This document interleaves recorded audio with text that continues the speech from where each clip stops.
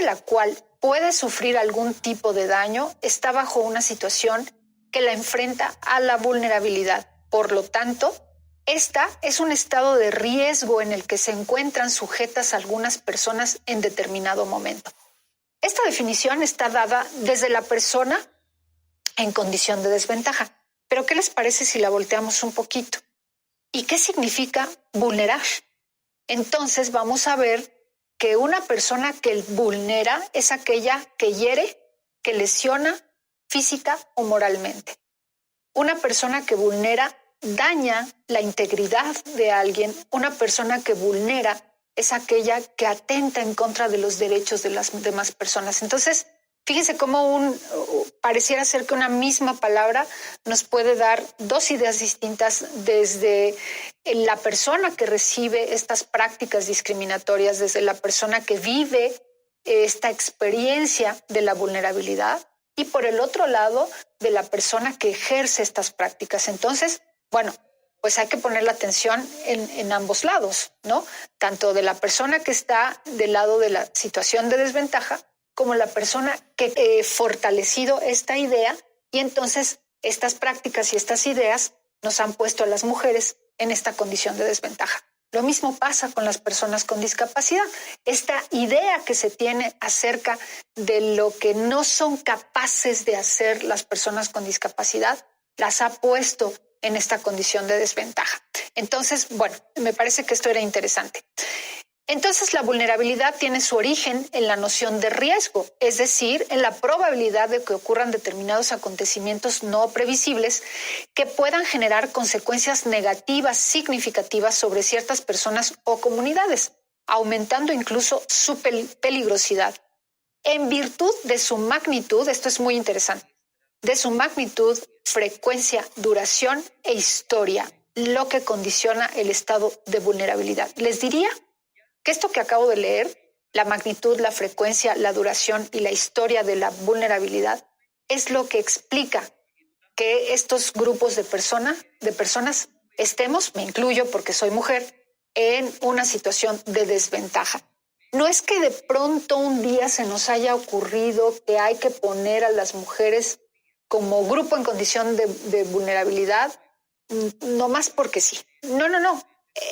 O poner a las personas con discapacidad. Ahorita vamos a hablar de los modelos, de cómo se ha concebido la discapacidad y de cómo se construyeron ciertos modelos para poder entenderla a lo largo de la historia.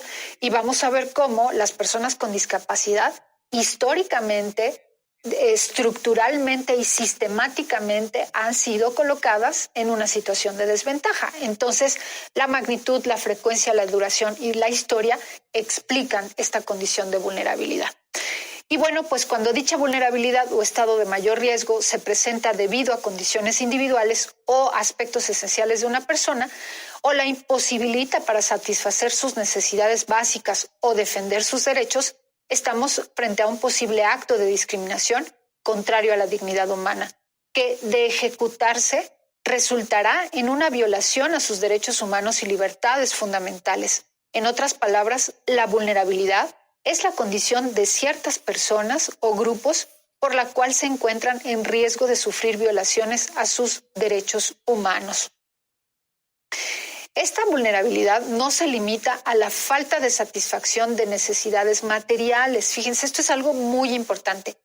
No solamente estamos hablando de cuestiones como muy específicas, por ejemplo, en el tema de las personas con discapacidad, no solamente estamos hablando del entorno físico, que es fundamental, ahorita lo vamos a comentar, sino también de todas aquellas prácticas que atentan contra otros derechos fundamentales.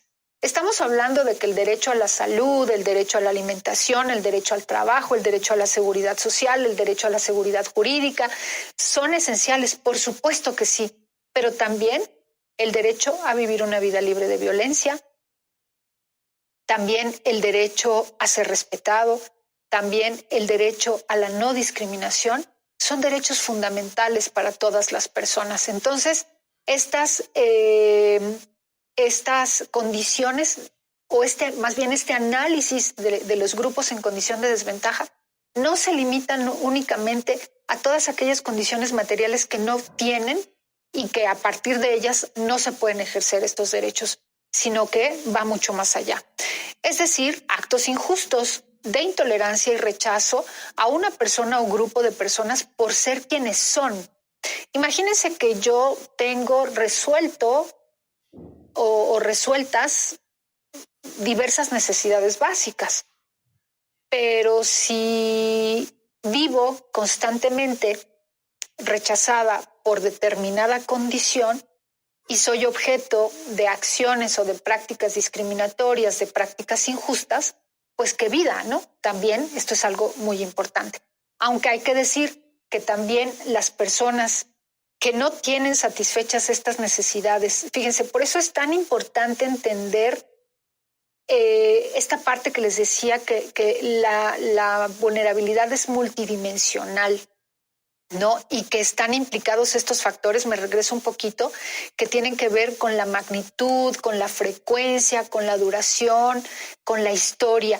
Porque si bien es cierto que si yo tengo cubiertas ciertas necesidades básicas, pero me enfrento a situaciones de prácticas discriminatorias, pues a lo mejor la situación que vivo en relación a esa vulnerabilidad no es la misma a la condición que viven las personas que no tienen satisfechas esas necesidades básicas. Y en este sentido, bueno, les voy a platicar una anécdota personal. Alguna vez trabajaba yo en una organización de la sociedad civil y una persona decía, estábamos trabajando con una persona que vivía violencia por parte de su pareja, pero esta persona tenía una situación económica y una situación social bastante privilegiada, profundamente privilegiada. Y entonces, bueno, yo dije que esta situación económica a ella la ponía en un lugar distinto de las mujeres que no tenían estas posibilidades. Y una persona que estaba ahí se enojó muchísimo y me dijo que no era cierto, que la violencia es la misma la que viven las mujeres que tienen dinero que las que no tienen dinero. Y yo creo que no, eso no es cierto. Las mujeres que viven violencia, que tienen resuelta esta parte, viven una condición de desventaja distinta a la que viven las mujeres que no tienen resuelta. Por eso estas condiciones van sumándose, acuérdense de la interseccionalidad, y van sumándose para poner a una persona en una condición más y más. Es como ir escalones para arriba o escalones para abajo, ¿no? Entonces, tengo una situación económica estable, a lo mejor voy subiendo un peldaño. No tengo una situación económica estable, híjole, bajo como 4 o 5 o no sé cuántos, no quiero ponerle número, pero bueno, es una realidad y hay que mirar que todas estas condiciones, por eso hay que contextualizar. Cuando trabajamos con los grupos en condición de desventaja, hay que contextualizar, hay que entender las particularidades de cada caso, porque esto nos va a ayudar a concebir de una manera un poco más objetiva pues las condiciones que están viviendo estas personas en situación de desventaja.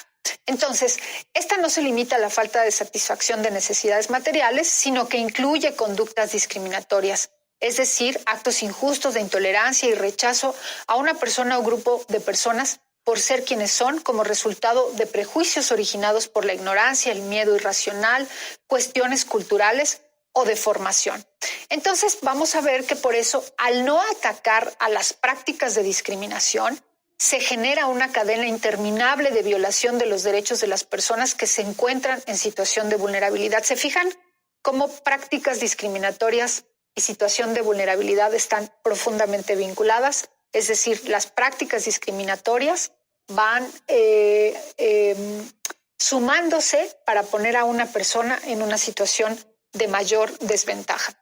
Pues estos le siguen siendo conculcados o negados. Ellas son sometidas a mayor riesgo y en consecuencia se legitiman y perpetúan la vulnerabilidad y la marginación. Y bueno, pues hace ratito les comentaba, tenemos que mirar a la vulnerabilidad como un fenómeno social. Una definición de vulnerabilidad no es suficiente para poder entender la magnitud de la problemática, sino que tenemos que entender todas y cada una de las dimensiones, de los elementos, de los factores, como ustedes quieran llamarles, de este fenómeno llamado vulnerabilidad. Entre las causas que colocan a una persona o grupo o comunidad en situación de vulnerabilidad está el desamparo ocasionado por no contar con los medios para satisfacer sus necesidades básicas. Se ha generado una limitada o distorsionada noción de vulnerabilidad al asimilarla con incapacidad o falta de iniciativa. Cuando oigo esto pienso en las personas que dicen es pobre porque quiere, ¿no? Porque es flojo, porque no trabaja, que se ponga a trabajar y seguro sale de la pobreza, ¿no? Por ejemplo, entonces hay que estar muy conscientes de estas cosas que podemos decir, que están dichas, me parece, como desde este desconocimiento de la problemática.